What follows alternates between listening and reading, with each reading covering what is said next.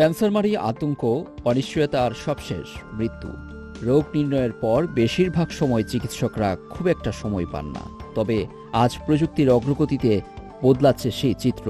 এখন ক্যান্সারের মতো জটিল রোগ প্রাথমিক শনাক্ত ও চিকিৎসায় নতুন সম্ভাবনা দেখাচ্ছে কৃত্রিম বুদ্ধিমত্তা এআই। চিকিৎসা বিজ্ঞানে এই প্রযুক্তির ব্যবহার মরিগ্যান টিউমারের রোগ নির্ণয় ও চিকিৎসা পদ্ধতিতে মৌলিক পরিবর্তন এনেছে, এমনটাই জানালেন চিকিৎসা বিশেষজ্ঞ।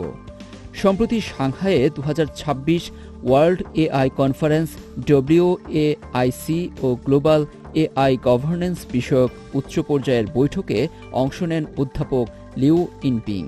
সম্মেলনে পার্শ্ব ফোরামে কথা বলেন রেঞ্চি হাসপাতালের এ অধ্যাপক। পিত্তথলি ও অগ্ন্যাশয়ের ক্যান্সারকে ক্যান্সারের রাজা বলা হয়, কারণ এসব ক্যান্সারের প্রাথমিক উপসর্গ অনেক সময় পরিষ্কারভাবে বোঝা যায় না, ফলে রোগ শনাক্তের আগেই অনেক দেরি হয়ে যায়।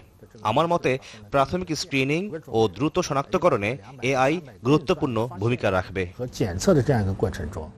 আর পিত্তথলির ক্যান্সার শনাক্তে এআই ভিত্তিক একটি নতুন মডেল তুলে ধরেন এ চিকিৎসক। পিত্তথলির ক্যান্সারের নির্ণয় ও প্রাথমিক শনাক্তকরণে এআই চালিত ডায়াগনস্টিক মডেল তৈরি করেছি, যার মধ্যে সেগমেন্টেশন সিস্টেম এবং একটি মাল্টিমোডাল ডায়াগনস্টিক সিস্টেম রয়েছে।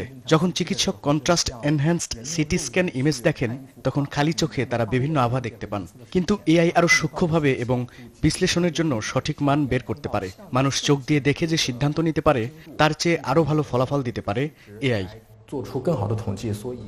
কৃত্রিম বুদ্ধিমত্তার সহায়তায় ভবিষ্যতে ক্যান্সার আর আতঙ্কের কারণ হবে না মনে করছেন বিশেষজ্ঞরা।